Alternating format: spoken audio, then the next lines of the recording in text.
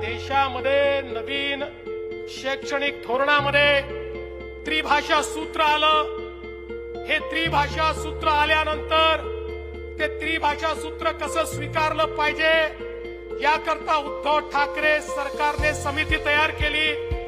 त्या समितीमध्ये त्यांच्या उबाठाचा उपनेता टाकला। त्या समितीचा रिपोर्ट आला। समितीच्या रिपोर्टमध्ये सांगितलं पहिल्या वर्गापासनं मराठी सोबत हिंदी आणि इंग्रजी 12वी पर्यंत कंपल्सरी करा, अनिवार्य करा। कोणी सांगितलं? उद्धव ठाकरेंच्या समितीने त्यांच्या उपनेत्यांनी सांगितलं पहिलीपासनं 12वी पर्यंत हिंदी अनिवार्य करा। आणि तो रिपोर्ट उद्धव ठाकरेंच्या कॅबिनेटने स्वीकारला। त्याच्यावर उद्धव ठाकरेंनी सही केली, कॅबिनेटच्या मीटिंगवर सही केली।